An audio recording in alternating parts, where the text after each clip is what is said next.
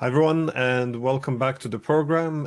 Today it's my great privilege to be joined by a retired four-star General Harald Kujat, who was the head of the German armed forces, the Bundeswehr, as the largest, or sorry, as the highest-ranking position in the German armed forces. He also served served on NATO's military committee, which is also the highest military position within NATO. So. Welcome to the program. It's a great privilege to have you on. My pleasure. So I wanted to ask first about the state of relations between the West and Russia, because, well, after the Cold War, there was great optimism about the relations between the West and Russia. Yet now we're stuck in this proxy war in Ukraine, which can escalate to an actual nuclear war. How do you see the relations between Russia and the West going so bad over the past 30 years? It is true that fundamentally, relations after the Cold War, and actually even before the dissolution of the Soviet Union, between NATO and Russia, and at that time still the Soviet Union, improved. Great efforts were made, and in 1990, for example, there was already supposed to be a mutual exchange, a dialogue, and even a strategic partnership established between NATO and Russia. Russia actually sought closer ties with NATO, and then in 1991, with what was essentially the first strategic concept in NATO's history, a real new beginning was made.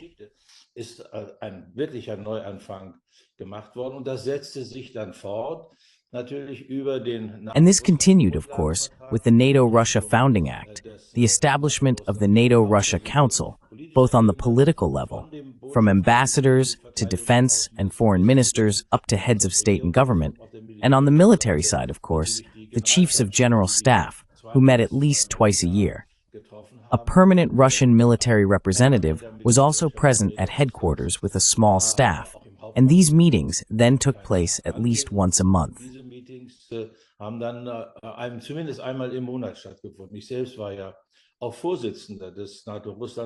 I myself was also chairman of the NATO-Russia Council of Chiefs of Defense. Incidentally, which is often forgotten, in this role I was also chairman of the NATO-Ukraine Commission of Chiefs of Defense. So I had both sides sitting at my negotiating table. And of course, that also opened up new perspectives. Now, regarding the changes, it must be said that they actually began at the strategic level in 2002 with the termination of the ABM Treaty by the United States. A very important treaty, ABM stands for Anti-Ballistic Missile Defense Treaty.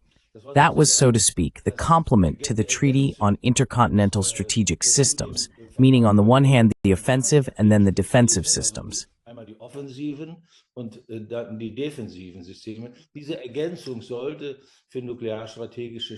This addition was intended to ensure nuclear strategic stability between the two nuclear superpowers, and Russia understood this as an attempt to gain dominance and superiority in this area.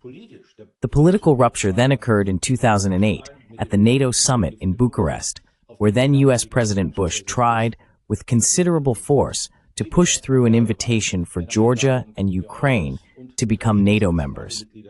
That did not succeed at the time, but in order to save face, a perspective was included in the communiqué that Ukraine could eventually become a NATO member.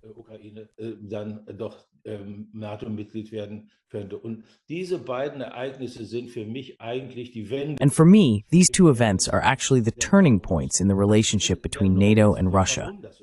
I would like to add why that is. Russia's two most important strategic goals are first, to avoid a conflict with the other nuclear superpower, the United States. The second most important strategic goal for Russia is to avoid a direct military conflict with NATO, which basically also implies that a confrontation with the United States could occur. These two goals have always been dominant. As early as the mid-1990s, Russia repeatedly articulated this.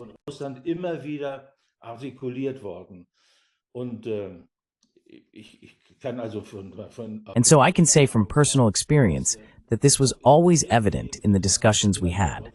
Ultimately, this objective led Russia to try, during the negotiations on the NATO-Russia Founding Act in 1997, to push for co-decision-making, that is, joint decisions on security risks for Russia or for NATO. Of course, that was not possible, because decisions of this kind can only be made by the member states. But we found a formulation that ultimately did establish a mechanism for crisis and conflict management, including the possibility, in certain situations and under certain conditions, to make decisions jointly.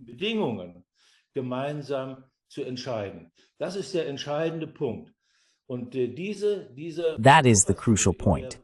And this buffer zone, in which Russia assumed that in this buffer zone, that is, in the former Warsaw Pact states, including Ukraine, crisis conflicts could arise that could then lead to a direct military confrontation between NATO and Russia.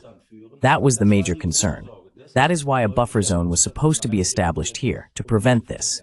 After NATO expansion, the focus naturally shifted to Ukraine. So in this war that is being waged here, Russia is trying to achieve exactly this goal, which they have been pursuing for decades.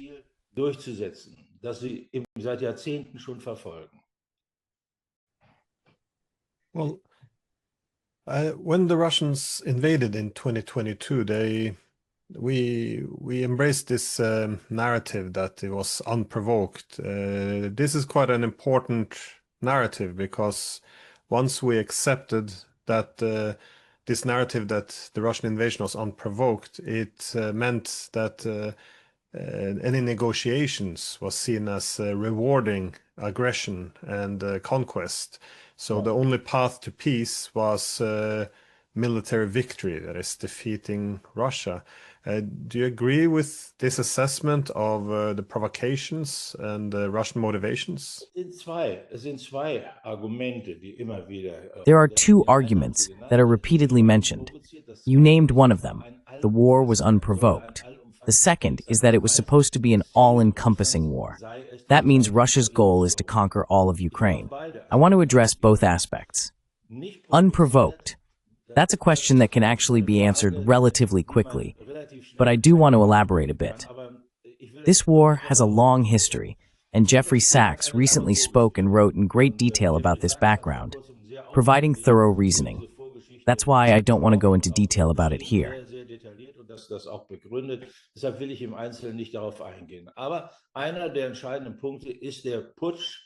But one of the crucial points is the coup against the democratically elected Ukrainian President Yanukovych in 2014, followed by a civil war in eastern Ukraine, which was mainly fought between the Ukrainian army and the Russian-speaking population there.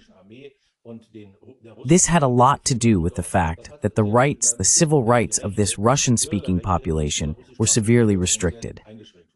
Then came Minsk II in 2015, and in this agreement, an attempt was made to find a solution to resolve this conflict. The core of this agreement is that these Donbass regions were granted a special status within the Ukrainian state, meaning they were allowed to speak Russian, practice Russian culture, and so on, and that this was to be codified in a constitutional amendment by the end of 2015.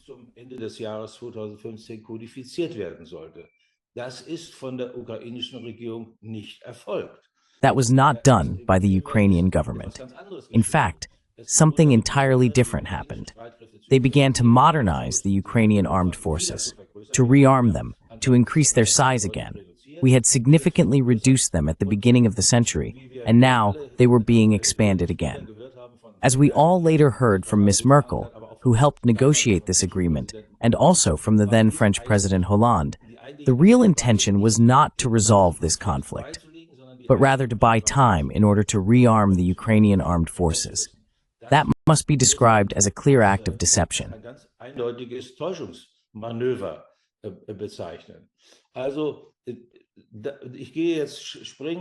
So I'll jump ahead to the year 2021. In December 2021, Russia then attempted to defuse this security situation through agreements on security arrangements, both directly with the United States and with NATO. Both sides rejected negotiations on this. At the same time, Russia tried to exert pressure by massing a large number of troops on Ukraine's borders. In other words, they were actually trying to create negotiating pressure. Russia did not succeed in this. On the contrary, the situation significantly worsened over the course of January and February 2022, and Russia then invaded. And now comes a crucial point. The question is always, what strategic goal am I pursuing with this?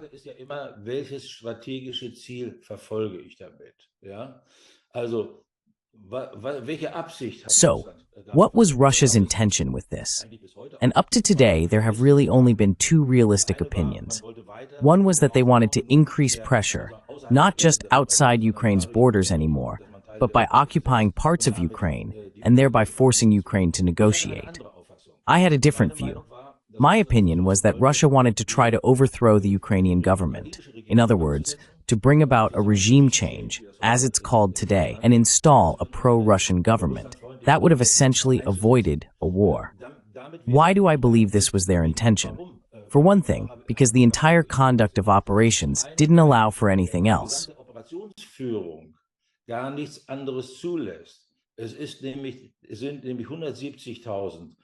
Around 170,000 Russian soldiers have effectively marched in, not in attack formations, but rather they have entered as an occupying force, so to speak, against a Ukrainian army of more than 400,000 troops, modernly equipped, as mentioned, modernized and trained by the West for 8 years.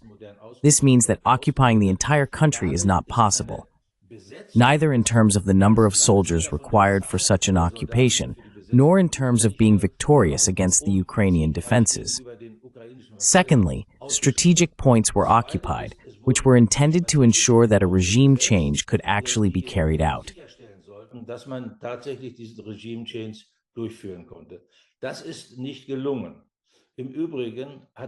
That did not succeed. Incidentally, some time ago, Ukrainian President Zelensky confirmed exactly this in side discussions in Davos. He was supposed to be replaced by Medvedchuk, that is the former opposition leader in the Verkhovna Rada, who was supposed to become president and is considered pro-Russian. So this assessment or narrative that Russia supposedly carried out an unprovoked attack is not tenable. And the other claim, that Russia tried, or is still trying, as is sometimes asserted, to occupy the entire Ukraine, that is also not tenable.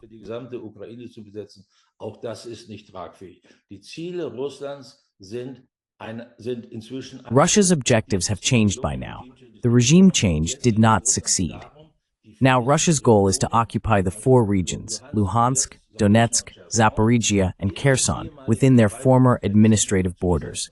And even here, there are nuances that are very important, because the two self-proclaimed People's Republics of Donetsk and Luhansk have a completely different status. In essence, a secession has taken place here, even though Russia then, on September 30th, 2022, effectively incorporated these regions into the Russian state.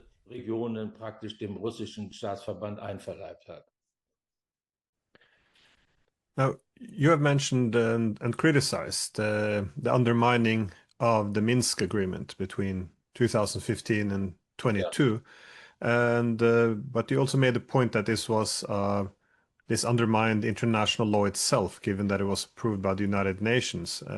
However, I also want to ask you though about the Istanbul negotiations as they came in the beginning of 2022, given that in March of 2022, President Zelensky, he gave an interview to The Economist, and he warned that there were some Western countries who would prefer a long war with Russia to weaken Russia, even if this would mean the destruction of Ukraine. I was wondering though about the Istanbul negotiations.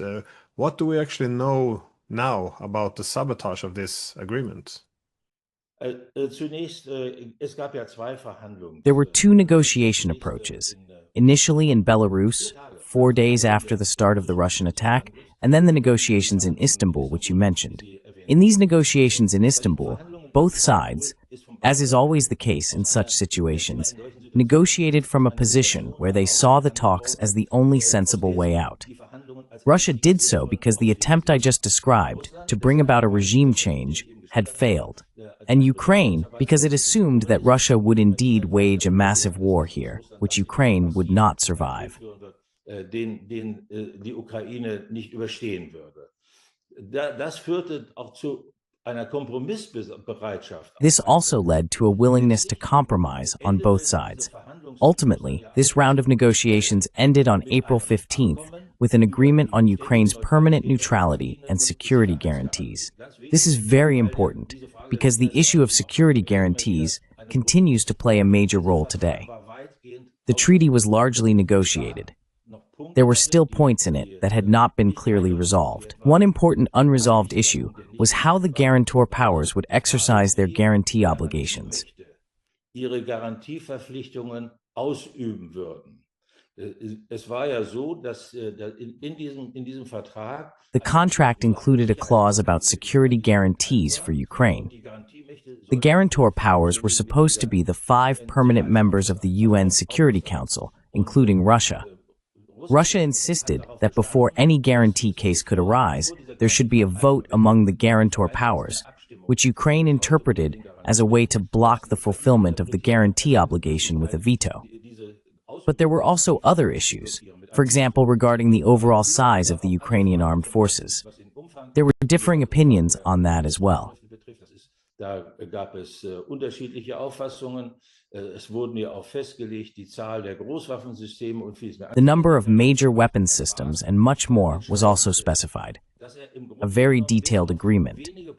What's crucial is that essentially it was ready to be finalized except for a few points, and these contentious issues I just mentioned were supposed to be resolved in a direct conversation between the two presidents, that is, Zelensky and Putin. This agreement, or rather its conclusion, was clearly torpedoed by the West. I think there's really no doubt about that anymore. Gar keine Zweifel inzwischen mehr. Entscheidend war offensichtlich der unangekündigte. The decisive factor was obviously the unannounced visit of then British Prime Minister Johnson to Kiev on April 9th, during which he made it very clear that the West was not prepared to end the war. And the Ukrainian negotiator, David Arakamia, who led the negotiations in Istanbul, he is, so to speak, the opposition leader, the parliamentary group leader of the Zelensky party, who then returned to Kiev in the meantime, was told by Johnson, at least according to what he said in an interview, "You should not negotiate, just keep fighting." And the goal associated with this was then formulated very precisely a little later by the then American Secretary of Defense. Amerikanischen Verteidigungsminister formuliert worden. Russland sollte politisch, wirtschaftlich und militärisch. Russia was supposed to be weakened politically, economically, and militarily. That was the decisive point, and the means to achieve this was precisely this war. In fact, it is still this war, which is a proxy war between the United States and Russia. Now, in the meantime, President Trump has said, "It's not my war, it's Biden's war." So he no longer takes responsibility for leading this war. In the meantime, this responsibility is shifting to the Europeans. So it is becoming more and more a proxy war between Europe and Russia. Ein Stellvertreterkrieg zwischen Europa und Russland. Yeah, I remember also the former Prime Minister of Israel, Bennett, was saying the same thing, that the Americans and British saw an opportunity, that is, an army of hundreds of thousands of Ukrainians, which they could use against Russia. So it was almost foolish not to use them as a proxy and instead accept peace. But I thought you gave an interview back in January of 2023, which I thought was interesting, because you were then indicating that the war had already been lost and Germany could end up facing a very angry Russia by itself. Now, again, this is 2.5 years ago. At that time, everyone was chanting that Ukraine is winning and NATO has never been stronger.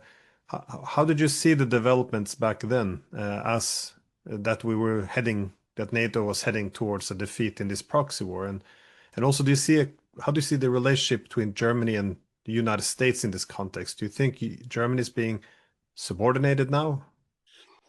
Also, ich bin ja nicht der Einzige gewesen. Well, I wasn't the only one who came to this conclusion. In the West, we kept nurturing the illusion, and thus also influenced the stance of the Ukrainian government, that Ukraine could still win this war, win it militarily. According to the official goals of the Ukrainians, that would mean recapturing Crimea and also retaking the territories in eastern Ukraine that are now occupied by Russia. That was, and still is, a complete illusion. Anyone who understands a bit about strategy, anyone with experience in these matters, reached a different conclusion very early on, and I wasn't the only one.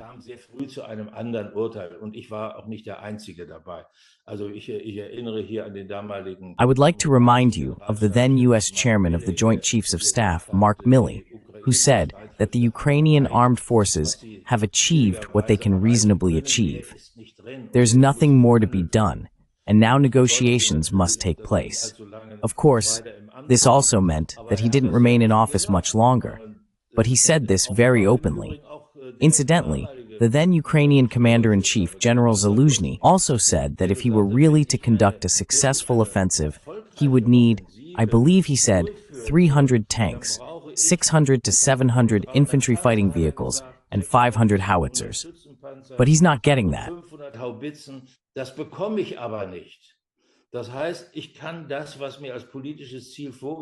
That means I can't achieve the political goal set for me at all. But in the West, the illusion was repeatedly maintained with every new weapons system, and the quality and range of the weapon systems were increased each time. And every time, it was supposed to be a game changer. In other words, it was supposed to turn the strategic situation in Ukraine's favor. That was completely hopeless from the very beginning. That also means, looking back now, what happened with this Western attitude? Our motto was, Ukraine must not lose the war, and Russia must not win the war. What nonsense it is when politicians say things like that.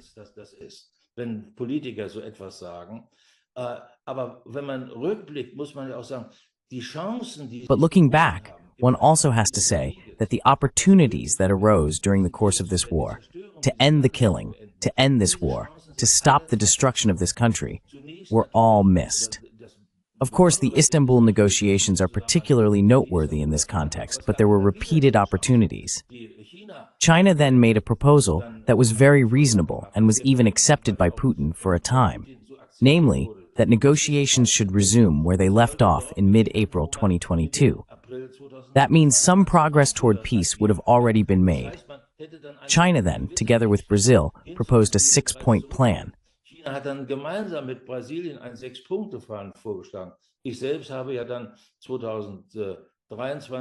I myself, together with Peter Brandt and Horst Teltschik, made proposals in August 2023. Of course, these have since been overtaken by the development of the military situation and the hardening of political positions. But if you think about how much suffering and destruction could have been prevented if the West, and especially the Europeans, at that time, of course, the two governments, but particularly the Europeans, had taken a constructive approach toward peace. In the 3.5 years of this war, there has not been a single attempt by the Europeans to resolve this war peacefully. The only one who tried was the Hungarian Prime Minister Orbán, and he was harshly criticized for it.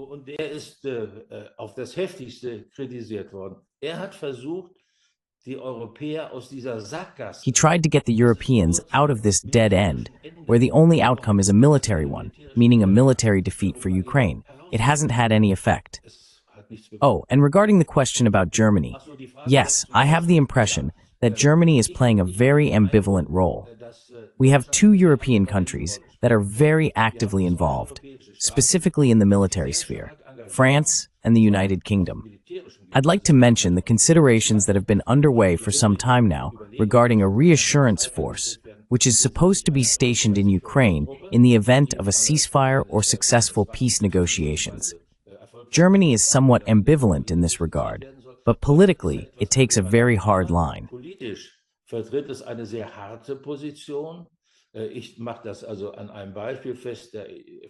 Let me illustrate this with an example. You may recall that meeting in the Oval Office, that is, in the White House, on August 18th, where it was repeatedly demanded that before a meeting could take place, there had to be a ceasefire, which is simply not feasible. This has also been repeatedly demanded by the German side. By the way, the German way of phrasing certain things, let me put it this way, shows a mental inclination toward war. Whether this is conscious or unconscious, I cannot judge. In any case, I consider it very, very reckless. We have just seen this again in connection with the drones over Poland. We really need to try to manage things in such a way that a catastrophic military defeat for Ukraine does not occur. Militärische Niederlage der Ukraine nicht eintritt. Daran kann niemand ein Interesse haben. No one can have an interest in that. And we can only prevent this by achieving successful negotiations for both sides, by taking the interests of both sides into account, including our own interests, of course. Ending the war is not really a goal in itself. Rather, it is the prerequisite for creating a peace and security order in Europe in which both Russia and Ukraine have their place, and which provides stability and security for the future to all parties involved. That is actually the crucial point. And the fact that Europeans are not working on this, I consider that not only negligent, but extraordinarily irresponsible.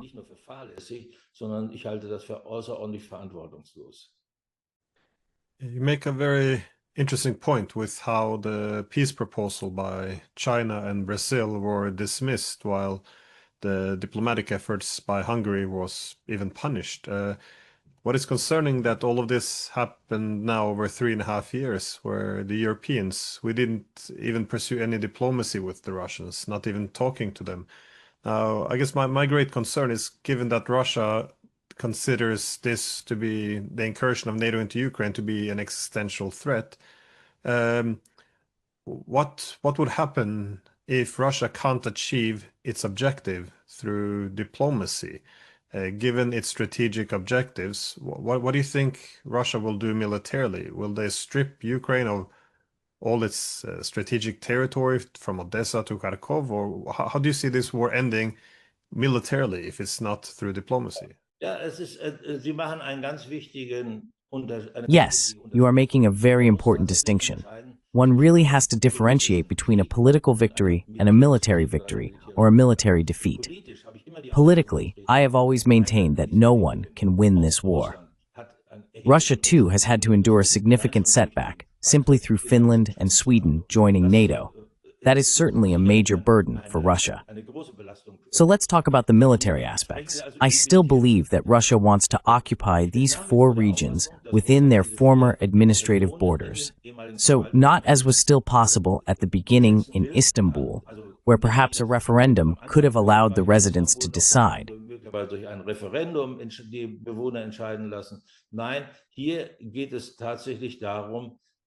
No, this is actually about creating a buffer zone again in these regions, also between Russia and NATO. And this would also include, if a treaty is reached, the entire Ukraine. What is not entirely clear is whether Russia will also try to take Odessa in order to establish a connection with its occupation group in Transnistria, and above all, whether it would make the strategic attempt to cut Ukraine off from access to the Black Sea. That is not entirely certain. Of course, that also depends very much on whether and when negotiations actually take place.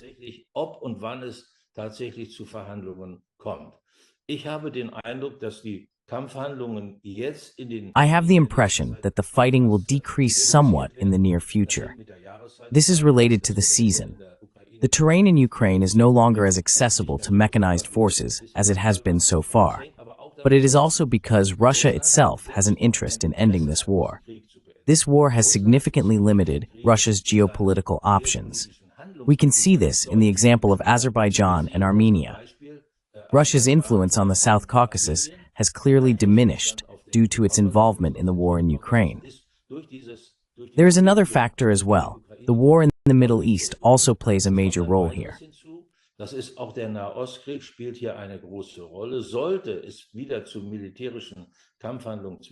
If there are renewed military hostilities between Iran and Israel, that is also an aspect that is not exactly pleasant for Russia. Iran is a close ally of Russia, and it is quite possible that Russia would try to exert influence toward a peaceful solution, which it currently cannot do. So Russia has a handicap here, a significant handicap. And in order to regain this geopolitical ability to act, this war really needs to come to an end. And basically, that is also the point, one of the aspects that makes me optimistic that in the end, reason will prevail. optimistisch stimmt, dass sich letzten Endes die Vernunft doch durchsetzen wird. Das andere ist natürlich nach wie vor das große Interesse. The other thing, of course, is Trump's ongoing strong interest in personally contributing to ending this war. But at the moment, we're in a stalemate that arose because the last rounds of negotiations in Istanbul in June didn't address the real issues at stake. On June 2nd, Russia presented a memorandum outlining its position on a ceasefire and peace negotiations with Ukraine, and called on Ukraine to negotiate on that basis. This was rejected. Zelensky rejected it and said they only wanted to discuss a prisoner exchange and the abducted children. Und über die verschleppten Kinder reden. Deshalb ist zum Beispiel auch der ständige Vorwurf an That's why, for example, the constant accusation against Russia that Russia doesn't want to negotiate, that you can't negotiate with Russia, is not accurate. In addition, after this accusation, following the meeting in Anchorage and the meeting between the American president and the Europeans, both sides hardened their positions. Russia said, yes, we are also ready for a meeting. However, it must be carefully prepared. There must be an agenda, and there must already have been negotiations or preliminary negotiations at the highest possible level, which allow us to assess whether it actually makes sense to hold such a meeting. Ein solches Treffen durchzuführen. Das entspricht in etwa auch dem Ansatz von Istanbul. This roughly corresponds to the approach taken in Istanbul in 2022. Ukraine, on the other hand, said that they first want to work out the details of security guarantees. These should then be accepted by Russia, and only if Russia accepts these details will they be ready for a meeting. So we see here that this contradiction between the two positions is very difficult to resolve. And I hope that the American president will make exactly this attempt. While in the meantime, the fighting continues, more people die, and the country continues to be devastated. That is the tragedy of these two warring parties, and it is also due to the influence of the West. Und ist auch zurückzuführen auf den Einfluss des Westens. I guess the danger without any negotiations is that there's only a military solution. You mentioned before the tendency to escalate by introducing new Wunderwaffe or wonder weapons to turn the war around, and this appears to be the step every time the proxy war seems to go the wrong way. We seem to introduce more powerful weapons. I guess it's worth remembering Biden. He once said that introducing F-16s will be World War III, but we've gone far, far beyond this. So I wanted to ask you, therefore, about the war rhetoric and escalation between Russia and, well, now especially the Europeans. It has intensified a lot. To what extent do you see a risk now that Russia and Europe, if not NATO, will actually engage in a direct war? There are two aspects that could lead to an escalation, both in the past and in the future. One aspect originates from Ukraine. Since Ukraine is very weakened on the military front and maintaining its defense is practically no longer possible, only delaying actions are essentially taking place there. For this reason, Ukraine has long been trying to escalate in other areas and thus draw NATO into this war. For example, through attacks on the nuclear strategic early warning system, attacks on Russia's nuclear strategic bomber fleet, or even attacks on nuclear power plants. Oder auch durch die Angriffe auf Kernkraftwerke. Das sind Versuche, diesen Krieg auf eine andere. These are attempts to elevate this war to another level, specifically to the level between the US and Russia, and thus to expand this war. The other aspect concerns the intentions, particularly those coming from the Europeans. It is repeatedly said that we must enable Ukraine to use weapons effectively deep inside Russia, in other words, to give it a strategic perspective. The key term here is the German Taurus system, and that would essentially mean that the Europeans would be taking the step from indirect involvement in this war to direct involvement. However, I believe the Europeans are very much aware that without the support of the United States, this would be an undertaking that would lead to an expanded European war and the destruction of this continent. und zu einer Zerstörung dieses Kontinents. Ich hoffe, dass Sie sich jedenfalls darüber im Klaren sind. I hope you are at least aware of that. That is why I am watching these efforts by the so-called coalition of the willing with great concern, as they keep trying to get a foot in the door, so to speak, whether in connection with a peace treaty or a ceasefire, fully aware that Russia would never accept the deployment of troops from NATO countries in Ukraine. That is precisely the approach Russia has pursued from the very beginning. Ukraine, as its constitution stipulates, is supposed to be a neutral, non-aligned state without nuclear weapons. No foreign troops are to be stationed on Ukrainian territory. Those are essentially the key points. Das sind die Kernpunkte eigentlich. Also was man erreichen will, ist eben diese. So, what is being aimed for is precisely this large buffer zone between NATO and Russia, so that escalation does not occur due to technical failure or human error, which would then be politically uncontrollable. This situation was similar recently in connection with the drones over Poland. In that case, the response was not what it should be in a crisis situation. Seeking contact, trying to clarify the situation, establishing facts, but rather as a kind of Pavlovian reflex, it was immediately declared to be a provocation or even an attack. In this context, I also want to point out another issue, the risk of being drawn into this war. In diesen Krieg hineingezogen zu werden. Jetzt auch im Zusammenhang mit dieser Drohnengeschichte. Now, also in connection with this drone incident, the Ukrainian president has once again said that preventive measures must be taken to prevent something like this from happening. And the proposal that came up at the beginning of the war, to establish a no-fly zone over western Ukraine, has resurfaced. A no-fly zone would mean a direct conflict between NATO, or the countries establishing this no-fly zone, and Russia. One must be clear about that. This has all been discussed before, but it keeps coming up. And the other question is, how could it happen that Europeans, so to speak, stumble or slide into this war, with a situation developing that can no longer be controlled? Die dann nicht mehr beherrschbar ist.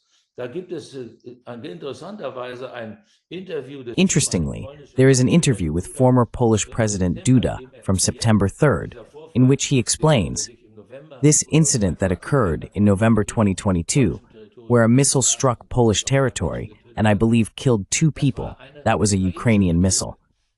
But he explained that the Ukrainian president tried to pressure him into declaring that it was a Russian missile. And he said, of course, the Ukrainians have wanted from the very beginning to draw the West into this war. And what's even more astonishing to me, he then continued, and actually that would be right. I don't remember the exact wording, but actually that would be the case. Nicht mehr im Kopf, aber eigentlich wäre es auch das.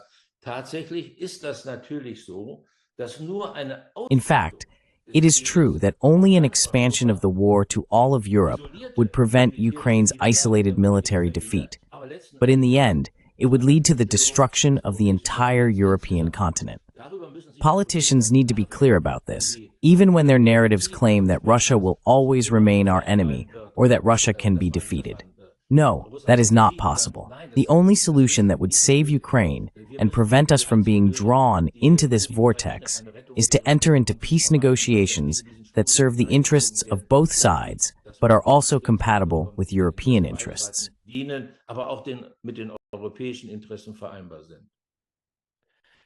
If I may just have one final follow-up question, is how to explain what has happened to Europe? Because traditionally it was the United States which tended to be more hawkish.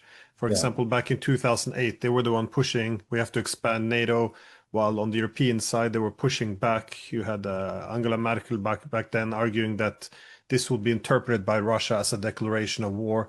But now we see the roles almost switched. And in Europe, we've become very militaristic and not even wanting to do diplomacy. I'm not sure if you made up any thoughts how we ended up in this position. Es gibt natürlich keine eindimensionale Erklärung dafür. Of course, there is no one-dimensional explanation for this. It's a phenomenon to me as well. But from my perspective, it's like this. From the very beginning, we started out with a completely false premise, namely that this war could somehow be ended by a Ukrainian victory. an illusion, a fiction from the start. And basically, with our argumentation, I recall many statements from so-called experts who repeatedly said, and this is still partly being said today, that Ukraine is very strong, it is resilient, and Russian losses are high, and the Russian industry is on the verge of collapse, and so on.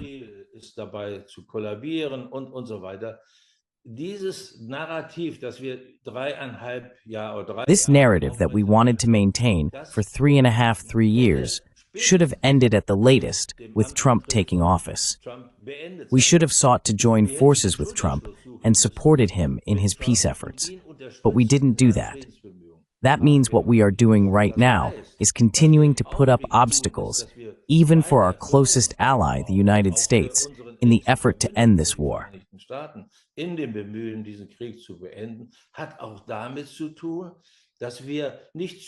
It also has to do with the fact that we cannot admit that we have contributed to this war, lasting for over 3 years, that we have even fueled this war by providing such massive financial support to Ukraine, by supporting them militarily, by weakening our own defense capabilities in order to support Ukraine, and finally, by failing or being unable to make even a single attempt to achieve a peaceful solution through peace negotiations.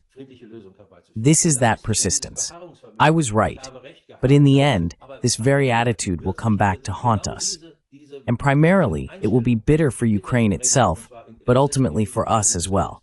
Because if Ukraine loses this war militarily, we will also lose this war militarily. It may be an indirect involvement, but without our involvement, this war would have ended long ago.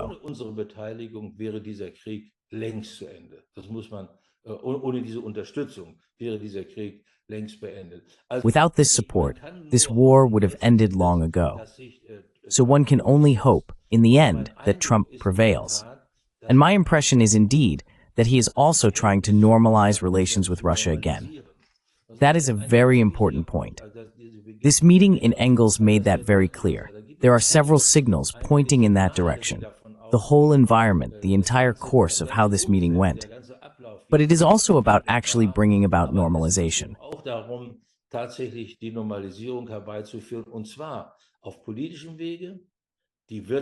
And specifically through political means, improving economic relations, and above all, restoring military stability, which has largely been lost in recent years between these two nuclear strategic superpowers.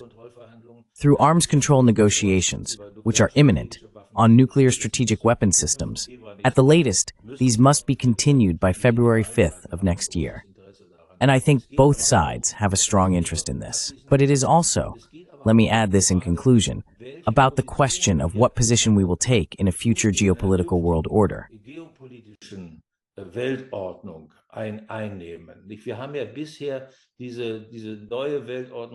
Up to now, we have described this new world order as one of rival great powers, Russia, China, the United States. Now something new is emerging, a multipolar world. And as Europeans, we also have to consider where our place is. We Europeans have lost so much influence in the arithmetic of geopolitical power because of this war, and will continue to lose more, simply due to the economic disadvantages that this war has brought us. That we must try to re-establish a close alliance with the United States, and then, through a peaceful end to this war, build a new order of peace and security in Europe.